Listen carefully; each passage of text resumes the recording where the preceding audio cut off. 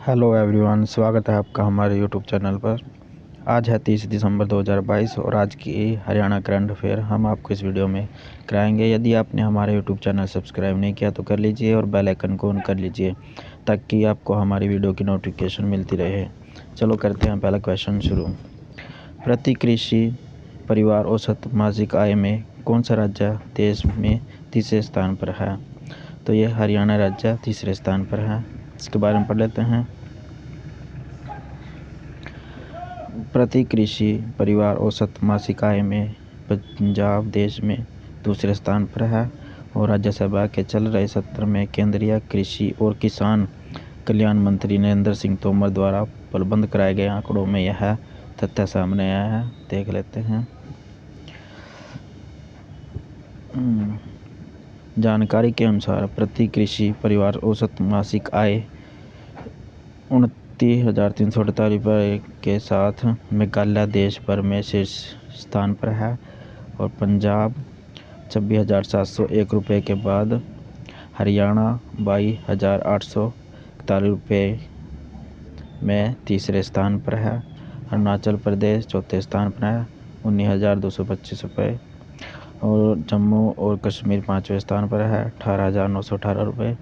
केंद्र शासित प्रदेशों का समूह 18,511 रुपये और मिजोरम 17,964 रुपये, केरल 17,915 रुपये, पूर्वोत्तर राज्यों का समूह 16,863 रुपये,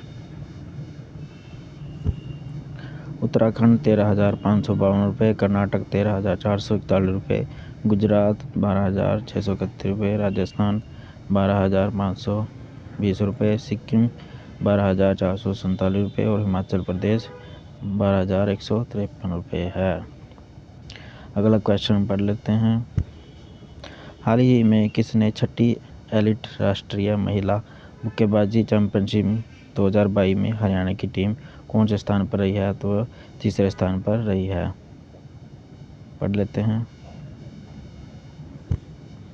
तेलंगाना की विश्व चैंपियनशिप निखित जरीन और असम की टोक्यो ओलंपिक की कांस्य पदक विजेता लवलीना बोरगोहन ने 26 दिसंबर 2022 को भोपाल में 6वीं एलिट राष्ट्रीय महिला मुक्केबाजी चैंपियनशिप 2022 में अपने बार वर्ग में स्वर्ण पदक जीते। 6वीं एलिट राष्ट्रीय महिला मुक्केबाजी चैंपियनशिप 26 दिसंबर 2022 तक टाटा टोपे स्टेडियम भोपाल मध्य प्रदेश में आयोजित की गई। इस आयोजन में देश भर में 302 महिला मुक्केबाजी ने भाग लिया। आगे पढ़ लेते हैं। रेलवे की टीम ने 10 पदक, 5 स्वर्ण, 3 रजत और 2 कांस्य के साथ पदक तालिका में शीर्ष पर रही। 1 स्वर्ण, 2 रजत और 5 कांस्य के साथ मध्य प्रदेश की टीम दूसरे स्थान पर रही और 2 स्वर्ण और 2 कांस्य के साथ हरियाणा की टीम तीसरे स्थान पर रही है। याद रखना सभी। अगला क्वेश्चन पढ़ लेते हैं। हरियाणा की पहली महिला ड्रोन पायलट कौन बनी है? तो ये निशा सोलंकी बनी है। याद रखना सभी। के बारे में पढ़ लेते हैं। हरियाणा की प्रथम महिला ड्रोन पायलट निशा सोलंकी महाराणा प्रताप बागवानी विश्वविद्यालय करनाल से जुड़कर अब किसानों को ड्रोन उड़ाने की ट्रेनिंग देने में अहम भूमिका निभाएंगी। DCA से सर्टिफाइड कोर्स कर एग्रीकल्चर इंजीनियरिंग डिग्री हासिल कर चुकी निशा सोलंकी प्रदेश की प्रथम महिला ड्रोन पायलट बनी है। याद रखना सभी। अगला क्वेश्चन पढ़ लेते हैं। हरियाणा के सोनीपत जिले की सब्जियों और फलों का किस देश में निर्यात किया जाएगा? तो यह संयुक्त अरब अमीरात में किया जाएगा। इनके बारे में पढ़ लेते हैं। सोनीपत की सब्जियों और फलों का संयुक्त अरब अमीरात में निर्यात किया जाएगा। निर्यात के लिए प्रथम चरण में मटर, स्वीट कॉर्न और मशरूम पर सहमति बन गई है। UAE के राजकुमार व विदेश कारोबार मामलों के प्रभारी ने सोनीपत में मशरूम और स्वीट कॉर्न की पैकेजिंग यूनिट को देखा है। अगला क्वेश्चन पढ़ लेते हैं। हरियाणा के किस जिले में TB को खत्म करने के लिए किए गए बेहतर कार्य के तहत प्रथम स्थान प्राप्त किया है? तो ये फतेहाबाद ने प्राप्त किया है। याद रखना सभी।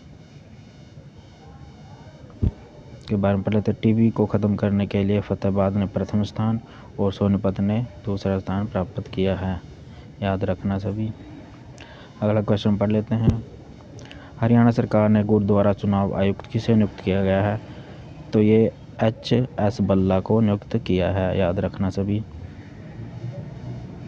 इनके बारे में पढ़ लेते हैं। न्यायमूर्ति HS बल्ला सेवानिवृत्त को मंगलवार को हरियाणा सिख गुरुद्वारा प्रबंधक अधिनियम के तहत गुरुद्वारा चुनाव का आयुक्त नियुक्त किया गया है। हरियाणा सिख गुरुद्वारा प्रबंधक अधिनियम 2014 का 22 की धारा 13 की उपधारा 1 अधीन मिली शक्तियों का इस्तेमाल करते हुए राज्यपाल ने जस्टिस HS बल्ला को गुरुद्वारा निर्वाचन आयुक्त नियुक्त किया है, याद रखना सभी। अगला क्वेश्चन पढ़ लेते हैं। हाल ही में हरियाणा सरकार ने किस मंदिर को अपने अधीन में लिया है? तो ये माता भीमेश्वरी देवी को लिया है।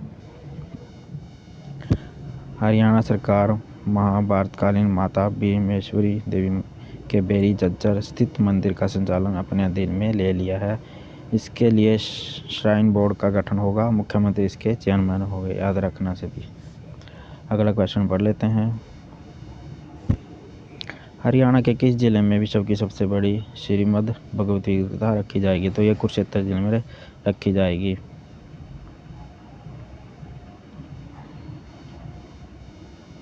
पढ़ लेते हैं इनके बारे में। श्रीमद् भगवद गीता को लेकर कई रिकॉर्ड दुनिया भर में बने हैं। एक और रिकॉर्ड इसके साथ जुड़ गया है। इस कौन संस्था ने विश्व की सबसे बड़ी गीता तैयार की है? इटली के मिलान शहर में बन रही है। इस महाग्रंथ का वजन 800 किलोग्राम है, याद रखना सभी। और इसे बनाने में 1.5 करोड़ रुपए की लागत आई है। कुरुक्षेत्र में बन रहे इस्कॉन के उत्तर भारत के सबसे बड़े श्री कृष्ण अर्जुन मंदिर में विश्व की सबसे बड़ी श्रीमद्भगवद गीता रखी जाएगी। यह इटली के मिलान शहर में तैयार हो रही है। इस गीता में 670 पृष्ठ हैं, जिनका साइज 2.84 गुणा 2.0 मीटर है, याद रखना सभी। यह थी हमारी आज की हरियाणा करंट अफेयर की वीडियो। धन्यवाद।